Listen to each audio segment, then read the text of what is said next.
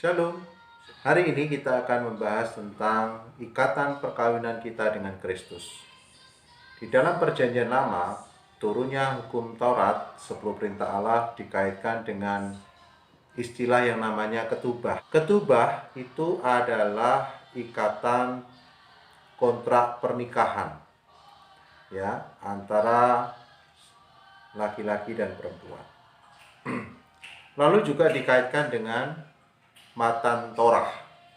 Matan Torah artinya itu adalah pemberian hadiah bagi seorang yang akan menikah. Jadi biasanya Matan Torah diberikan dari mempelai laki-laki kepada calon mempelai perempuan ya. Itu menjadi satu ikatan sehingga mereka sudah pasti akan menikah satu waktu nanti, dan saat si pria nanti akan kembali, maka dia akan mengambil perempuan itu menjadi istrinya. Nah, kenapa di dalam peristiwa hukum Taurat selalu dikaitkan dengan istilah ketubah atau Matan Torah? Karena sesungguhnya hukum Taurat itu menjadi tanda yang diberikan oleh Tuhan Allah kepada bangsa Israel sebagai mempelai perempuannya. Hukum Taurat itu menjadi ikatan perjanjian kontrak pernikahan, atau juga bisa dikatakan sebagai hadiah dari mempelai pria kepada mempelai wanita sebagai perjanjian untuk kepastian bahwa dia pasti akan kembali, dia pasti akan datang untuk mengambil Israel menjadi istri bagi Allah. Ini istilah yang terkait dengan peristiwa turunnya 10 perintah Allah. Lalu kemudian kalau kita kaitkan dengan hari Pentakosta, saudara-saudara, hari Pentakosta, turunnya Roh Kudus itu sebagai hadiah atau perjanjian kontrak perkawinan kita dengan Kristus. Di dalam Efesus pasal yang pertama, ayat yang ke-14 dikatakan, dan Roh Kudus itu adalah jaminan bagi kita sampai kita memperoleh seluruhnya, yaitu penebusan yang menjadikan kita milik Allah untuk memuji kemuliaannya. Jadi saudara-saudara, Roh Kudus itu sebagai jaminan bagi kita. Tuhan memberikan Roh Kudusnya sebagai jaminan bahwa nanti Yesus Kristus akan kembali menjemput kita sebagai mempelainya. Nah, saudara, itu sebabnya ketika murid-murid Tuhan melihat Yesus mati di atas kayu salib, dan bahkan ketika Yesus bangkit dari kematian, mereka masih belum bisa move on, dan mereka merasa begitu sedih dan merasa kehilangan.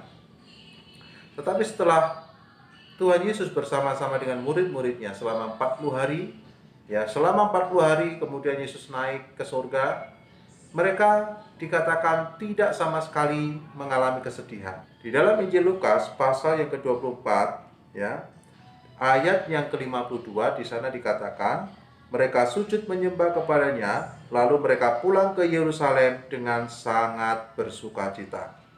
Saudara-saudara, itu peristiwa kenaikan Tuhan Yesus. Sehingga ketika mereka melihat Yesus naik ke surga, yang pastinya akan meninggalkan mereka, kali ini mereka pulang dengan penuh sukacita. Kenapa? Karena sudah ada perjanjian kontrak yang Tuhan janjikan.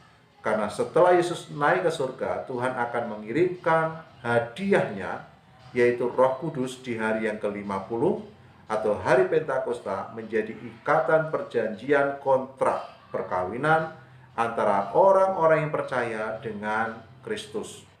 Sekarang secara aplikasi buat kita, orang-orang percaya sudah diberikan satu perjanjian kontrak dan hadiah yang diberikan oleh Kristus pada kita adalah dengan adanya Roh Kudus yang sudah turun dan ada di dalam setiap kehidupan kita. dan Roh Kudus itu menjaga kita supaya fokus kepada Kristus, sehingga pada waktunya nanti Kristus datang kedua kali, Dia datang menjemput kita sebagai mempelainya. Nah, saudara-saudara, itu sebabnya bagi kita sangat penting untuk mempersiapkan diri. Kita perlu untuk menjadi mempelai yang siap dan layak untuk dipertemukan dengan calon mempelai pria. Nah, saudara-saudara, itu sebabnya betapa bersyukurnya kita, betapa kita menjadi orang yang harus menjaga kekudusan rohani kita, sehingga kita tidak menyimpang ke kiri dan ke kanan, tidak menyimpang dan tidak berzina dengan ilah-ilah lain. Perjanjian kontrak perkawinan antara Tuhan dengan orang Israel itu jelas sekali ditunjukkan melalui 10 perintah Allah. Karena bagi Tuhan, ya, tidak boleh ada Allah lain di hadapan bangsa Israel, karena bangsa Israel sudah terikat, ya, perkawinan kontrak, ya, ketubah dengan Allah. Nah, di dalam perjanjian baru, bagi kita orang percaya, kita harus fokus menanti-nantikan kedatangan mempelai kita, yaitu Kristus, dengan mempersiapkan diri. Setiap peringatan-peringatan yang diberikan Roh Kudus, teguran, dan ya semua hal yang membuat kita semakin bertumbuh secara rohani, kita perlu bersyukur dan kita respon dengan baik agar kita betul-betul menjadi layak dipertemukan dengan mempelai pria surga kita. Nah, kiranya Tuhan berkati kita.